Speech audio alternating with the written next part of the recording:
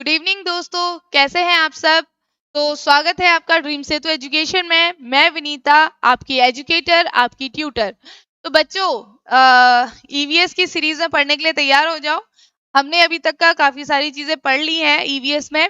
I hope कि आप लोगों को वो समझ में आ रही होंगी।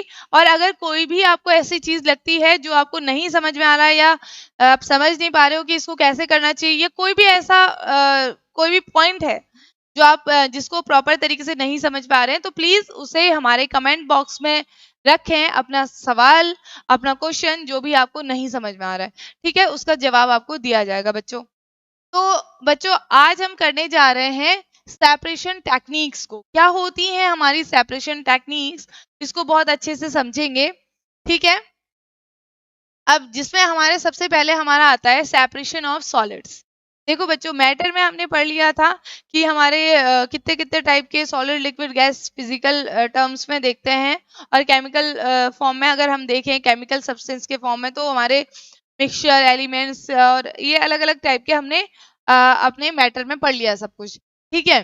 तो उसके बाद अब हमारे मैटर को सेपरेट करने की अलग अलग टेक्निक्स होती हैं, जिसमें सबसे पहले आपका आता है सॉलिड। तो सॉलिड को सेपरेट करने की टेक्निक है, कैसे सेपरेट किया जाता है।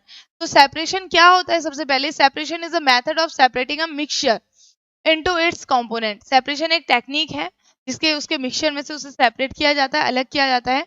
तो डेली लाइफ में हम कुछ ना कुछ ऐसी चीजें करते हैं जिससे हम मिक्सचर्स को अलग अलग कर सकते हैं, ठीक है। Separation can be performed on a small scale such as in a laboratory, and also on a large scale such as in a chemical plant. देखो, अलग अलग तरीके होते हैं सेपरेशन को करने के। हम कुछ सेपरेशन तो हम घर पे भी करते हैं, लैब में भी करते हैं सेपरेशन, और कुछ सेपरेशन बड़े बड़े प्लांट्स लगे होते हैं, उन प्लांट्स में भी हमारे सेपरेशन होते हैं, यानी कि हिंदी में से बोलते हैं पृथक्करण, ठीक है। पृथक्करण की विधि, कैसे कैसे आप पृथक करते हो चीजों को, ठीक है। तो सबसे पहला इसी सीरीज में हमारा आता है हैंड पिकिंग, यानी कि हाथ से उठा के अलग करना। अब जैसे कि इसमें भी देख रहे होंगे ना, आप घर में जनरली क्या करते हैं, आपकी जो भी चावल वगैरह, दाल वगैरह आती हैं, जीरा, अजवाइन, कुछ भी ऐसा लेके आते हो, तो उसमें क्या होता है, कुछ कंकड़ पत्थर मिले हुए रहते हैं। तो आप क्या करते हैं, मार्केट से लेके आते हैं, फिर उसे एक प्लेट में खाली करते हैं, या पेपर प्लेट, या फिर जो टाइप का सूप टाइप का कोई आपका रहता है, तो उसमें खाली करते हैं। और फिर उसमें हम क्या करते हैं, हाथ से अगर हमको कोई कंकड़ पत्थर कुछ दिखता है, तो उसे उठा के हम साफ करते हैं। तो इसे हम बोलते हैं हैंड पिकिंग। और ये याद रखो बच्चों, जो आज मैं ये टेक्निक्स बता रही हूँ, इन्हीं टेक्निक्स में से कुछ एक आधा आपके आई भी है, लास्ट टाइम सीटेट में पूछी गई हैं, ठीक है बच्चों। तो आपको ये क्या करना है, थोड़ा सा ध्यान देना है, पढ़ना हालांकि बहुत ज्यादा आसान है, ज्यादा कोई डिफिकल्टी नहीं है। इसमें से क्वेश्चन पूछा गया है लास्ट सीटेट में जो हुआ था अभी एग्जाम, तो इसीलिए आपसे बोला जा रहा है कि इसको एक बार अच्छे से पढ़ लो, ठीक है। just picking out of the substance and separating them from the other substance, एक सब्सटेंस से दूसरे सब्सटेंस को अलग करना। तो ऐसे ही जो भी उसमें दूसरा हस्क है, या ग्रेन टूटे हुए हैं, या कंकड़ पत्थर है, उनको हम हाथ से उठा के अलग कर लेते हैं, ठीक है। तो इसी मेथड को हम क्या कहते हैं, हैंड पिकिंग, यानी कि हाथ से उठा के अलग करना। फिर आती है दूसरी, थ्रेशिंग। अब भैया थ्रेशिंग क्या है, जैसे कि इस पिक्चर को देख के ही आपको समझ में आ रहा है, गांव में देखा होगा ना, ले धान की खेती हुई, उसके बाद में उसे गेहूं की खेती हुई, उसके बाद में उसे पकड़ के ऐसे मारते हैं किसी दूसरे चीज पे, जिससे कि उसके जो दाने होते हैं छोटे छोटे, वो निकल के अलग हो जाते हैं। इसे ही हम थ्रेशिंग कहते हैं, ठीक है। Threshing is mostly use during crop harvesting. जब भी फसल कटती है, हार्वेस्ट होती है, तो उस समय पे हम इसे इस्तेमाल करते हैं। ये हमारे फार्मर्स जनरली इसको इस्तेमाल करते हैं during the harvesting of wheat. The stalks of wheat are dried. After this step, each grain is separated from the stalks. अब जो आपका पूरा एक प्लांट रहता है, उसको क्या करते हैं, वीट का, गेहूं का, उसको सुखा दिया जाता है, सुखाने के लिए रख दिया जाता है, उसको लेके पकड़ के किसी दूसरी चीज में मारा जाता है, जिससे कि जो उसके ग्रेन्स है छोटे छोटे, वो अलग हो जाते हैं, और फिर जो उसके स्टाक्स होते हैं उनको अलग कर देते हैं, गाय वगैरह के खाने के वो काम में आता है, ठीक है। तो यही आपकी क्या है, थ्रेशिंग, ठीक है, तोड़ना। विनोइंग, अब देखो क्या होगा, जनरली ये भी आपने घरों में देखा होगा, गांव में देखा होगा, सूप सा ऐसा कुछ होता है, और उससे पकड़ के क्या करते हैं, ऐसे ऐसे हवा, जैसे इधर से हवा आती है, और हवा के सपोर्ट में क्या करते हैं, जो भी उसमें लाइट मटेरियल होता है, हस्क वगैरह रह जाता है, तो उस लाइट मटेरियल को ऐसे हिला के उससे अलग कर लिया जाता है, और आपके जो ग्रेन्स हैं वो पीछे रह जाते हैं, ठीक है। आफ्टर थ्रेशिंग, जो आप थ्रेश करने के बाद वीट बचता है, उसको क्या करते हैं, the grains are cleared and clean of the chaff, तो वहां से चाफ से उसे क्लीन कर लिया जाता है, and husk before grinding it into floor, और हस्क को वो जो ग्राइंडिंग से पहले उसे अलग कर लिया जाता है। The husk and chaff are separated from the wheat in this method, तो इस मेथड में हस्क और चाफ को अलग अलग किया जाता है, ठीक है।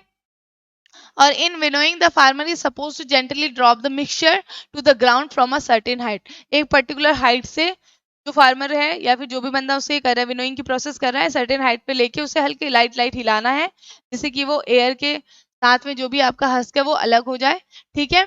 Heavier grains are collected at a place where the chaff which is lighter blows away, जो आपके हेवियर ग्रेन्स है वो तो जमीन पे इकट्ठे हो जाएंगे, और जो आपका लाइटर चाफ है वो हटके अलग हो जाएगा, ठीक है। ये है आपका क्या, विनोइंग। अब आता है सीविंग, ये तो जनरली आप घर पे भी डेली करते होंगे, आटा वगैरह रहता है तो चलनी से छानना, छानना ही सीविंग है, सीविंग मतलब छानना। Sieving is used to separate substance of different size, अलग अलग साइज के जो भी आपके सब्सटेंस रहते हैं उसको एक दूसरे में से अलग करना, यही सीविंग होती है। अब जैसे छाना, छोटे छोटे जैसे आटा है उसमें अगर कुछ आपने माना गेहूं को पिसवाया हुआ है, गेहूं को पिसवाने के बाद छोटे छोटे उसमें क्या रह जाते हैं, माइन्यूट से पार्टिकल्स रह जाते हैं। अब अगर आप रोटी डायरेक्ट ऐसे बनाएं तो रोटी खाएंगे तो वो आपके क्या लगता है, मुंह पे लगता है, तो हम क्या करते हैं उसे छान के यूज करते हैं, तो इसीलिए जो उसका बारीक पिसा हुआ मिश्रण होता है वो तो नीचे आ जाता है, और जो ऊपर छोटे छोटे दाने रहते हैं वो आपके ऊपर रह जाते हैं। हालांकि ये जो जो भी आपका चोकर जिसे हम कहते हैं जनरली, वो आपका ना हेल्दी होता है, वैसे हम यूज कर सकते हैं उसको अपने खाने के लिए, कि वो आपका क्या है, रफेज ही तो है एक टाइप का, जो रफेज आपके डाइजेशन के लिए बहुत अच्छा होता है, ठीक है। लेकिन हम जनरली अच्छे खाने के स्वाद के लिए हम उसे अलग कर लेते हैं, ताकि वो हमें में कोई भी दिक्कत नहीं आए, ठीक है। तो छलनी के छोटे छोटे छेदों से होके वो अलग हो जाता है, नीचे आ जाता है। अब एक और चीज आता है बच्चों यहाँ पे, सेपरेशन बाय सब्लिमेशन, जो सबसे ज्यादा इंपॉर्टेंट है, वो क्या है, सब्लिमेशन की प्रोसेस, जिसे ऊर्ध्वपातन कहते हैं हिंदी में। अब सब्लिमेशन होता क्या है, ठीक, द चेंजिंग, ठीक है, ये मैंने आपको इसमें भी बताया था, जैसे कपूर होती है ना, कपूर, आपने कपूर नहीं, उसकी बोलूं नेप्थलीन बॉल्स, नेप्थलीन बॉल्स मतलब आपने घरों में, जिन बच्चों को नाम नहीं पता, आपने घरों में देखा होगा आपके पेरेंट्स क्या करते हैं, कुछ एक व्हाइट कलर की गोली होती है जिनको नेप्थलीन बॉल्स कहते हैं, उन गोलियों को क्या करते हैं, कपड़ों के अंदर डाल के रखते हैं।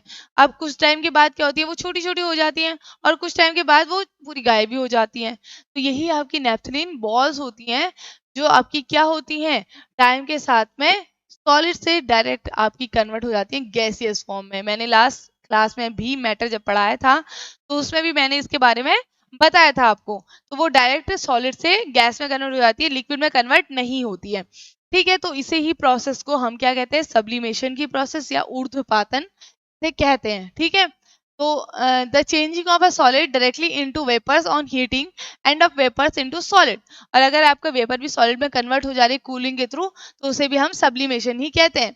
The solid substance which undergo sublimation is said to sublime, जिसका सब्लिमेशन हो रहा है उसे हम सब्लाइम कहते हैं। तो इस प्रोसेस से हम सेपरेट कर लेते हैं सॉलिड को हीट करने के बाद। The solid substance obtain by cooling the vapour is known as sublimate, जो आपका मिलता है कूल करने के बाद सॉलिड फॉर्म में, उसे हम सब्लिमेट कहते हैं। तो अमोनियम क्लोराइड, आयोडीन, कैम्फर, ये सारे सब इस मेथड से, सब्लिमेशन की मेथड से कर सकते हैं। देखो यहाँ पर अमोनियम क्लोराइड का सॉल्ट डला हुआ है, तो आपका यहाँ पे कॉटन प्लग लगा देते हैं ऊपर, जो भी आपकी वेपर है यहाँ से इसको गर्म किया जाता है, ये आपकी वेपर में कन्वर्ट हो रहा है, ठीक है। तो ये इन्वर्टेड रखी हुई है फनल, ठीक है, और इसमें ये कन्वर्ट हो रहा है, यहाँ पे आपका सारा का सारा इकट्ठा हो जाता है, और आप इससे अमोनियम क्लोराइड को कलेक्ट कर सकते हैं। ये था आपका ऊर्ध्वपातन। क्या था बेटा, ये कौन सी मेथड थी, ऊर्ध्वपातन की मेथड। अब आती है एक मैग्नेटिक सेपरेशन, कुछ भी नहीं है मैग्नेटिक सेपरेशन, क्या होता है, मैग्नेट को रखा जाता है, मैग्नेट को लिया जाता है। एक और मेथड आती होगी जनरली मैग्नेटिक सेपरेशन में, आपने कुछ इस टाइप का भी डायग्राम देखा होगा कहीं पे, ठीक है। अब यहाँ से ऐसे करके से अलग कर दिया जाता है, ठीक है। तो ये कुछ इस टाइप का, इस तरीके का भी आपने डायग्राम देखा हुआ होगा कि कैसे यहाँ से ऐसे ऐसे आपके, ठीक है, ऐसे से आपका क्या होता है, यहाँ से मेटल डाला जाता है, जिस तरह का मैग्नेट होता है उस तरीके को सारे आपके मेटल पार्टिकल्स उस साइड में चले जाते हैं। ठीक है, एक इस टाइप का भी आपने डायग्राम जनरली देखा होगा, और एक तो ये आपको मैंने यहाँ पे बना ही रखा है। तो इस डायग्राम में भी आप क्या देख रहे हैं, जनरली जो भी आपके मेटल्स होते हैं ना बच्चों, अब आपको पता है मेटल्स की मैग्नेट की क्या खासियत होती है कि वो अपनी तरफ मेटल्स को आकर्षित करता है। ठीक है, तो आपने जनरली उनको भी देखा होगा, जो कूड़ा बीनने के लिए लोग इस्तेमाल करते हैं, एक डंडा सा लेते हैं, उसके टिप पे क्या लगा देते हैं, मैग्नेट लगा देते हैं, और ऐसे से डंडे को लेके चलते हैं। ठीक है, तो उसमें वो क्या लगाते हैं, चुंबक लगा के रखते हैं, जिसपे क्या होती है, कोई भी मेटल आके उनका चिपक जाता है, तो उनको काफी आसानी रहती है मेटल को ढूंढने में। तो उनको अलग से ऐसे हाथ से या दूसरी मेथड नहीं अपनानी पड़ती, वो काफी आसानी से मैग्नेट को लगा के मेटल को चुन लेते हैं। ठीक है, या फिर मेटल डिटेक्टर होते हैं आपके, मेटल डिटेक्टर में भी ऐसे ही आपका मैग्नेट को यूज किया जाता है। तो जो मैग्नेटिक प्रोसेस है, जैसे आयरन और सल्फर इसमें मिला हुआ है, ठीक है, तो ये मैग्नेट अगर आप लगाएंगे उसमें, तो क्या होगी, जो सारा सल्फर नीचे रह जाएगा, और जो सारी की सारी आयरन की नेल्स होंगी उसमें, वो सारी जाके चिपक जाएंगी किसके साथ में, चुंबक के साथ में, यानी कि मैग्नेट के साथ में। इस तरह हम सल्फर और आयरन फीलिंग्स को क्या कर लेंगे, यहाँ से अलग अलग कर लेंगे। ठीक है, तो ये मेथड थी आपकी मैग्नेटिक सेपरेशन। इसमें हम मैग्नेट का इस्तेमाल करते हैं और सेपरेट कर सकते हैं आयरन को, कोबाल्ट को, निकिल को, स्टील को। इन मेथड से अलग किया जा सकता है। तो बच्चों, ये चुंबकीय पृथक्करण की जो मेथड है, ये आपकी मेथड थी, सारी मैंने जो आज बताई हैं। ठीक है, ये सारी मेथड आपकी क्या है, सॉलिड को अलग करने की मेथड है। एक फिल्ट्रेशन में अगर इसमें लेते हैं, तो फिल्ट्रेशन में क्या होता है, वो अगर मैं वैसे तो लिक्विड में बताऊंगी भी आपको, यहाँ पे भी बता देती हूँ। जैसे चाय पत्ती अलग हो जाती है ना, और चाय अलग हो जाती है, अब पत्ती पत्ती ऊपर रह जाती है, तो सॉलिड उसको भी अलग कर सकते हैं। तो अभी मैं लिक्विड में भी उसे बताऊंगी आपको अच्छे से काफी। ठीक है, आज हमने क्या डिस्कस किया था, कैसे हम सॉलिड पार्ट को सेपरेट कर लेते हैं, कैसे सेपरेट कर सकते हैं। ठीक है, ये कुछ काफी आसान सी मेथड थी। अभी हम आगे फ्रैक्शनल डिस्टिलेशन और काफी सारी सेंट्रीफ्यूगेशन वगैरह वगैरह चीजें पढ़ेंगे, जो कि बहुत इंपॉर्टेंट है, आपको पूछी जा सकती हैं। ठीक है, और इसमें सब्लिमेशन भी काफी इंपॉर्टेंट है, आपको पता होनी चाहिए, ऊर्ध्वपातन की मेथड। तो ये सारे काफी इंपॉर्टेंट पॉइंट्स थे बच्चों, जो हमने आज डिस्कस किए हैं। आई होप कि आप लोग को चीजें समझ में आ रही हैं, और आप लोग को जो भी पॉइंट नहीं समझ में आ रहा है, तो प्लीज कमेंट सेक्शन में आके मुझे उसे बताइए, मैं आपको क्लियर करूंगी। ठीक है, जो भी इससे रिलेटेड जो भी आपको प्रॉब्लम हो रही है, प्लीज उसे हमसे शेयर कीजिए। तो बच्चों, तब तक के लिए हमारे चैनल को लाइक कीजिए, शेयर कीजिए, सब्सक्राइब कीजिए, और सीटेट की तैयारी हमारे साथ लगातार करते रहिए। Thank you so much.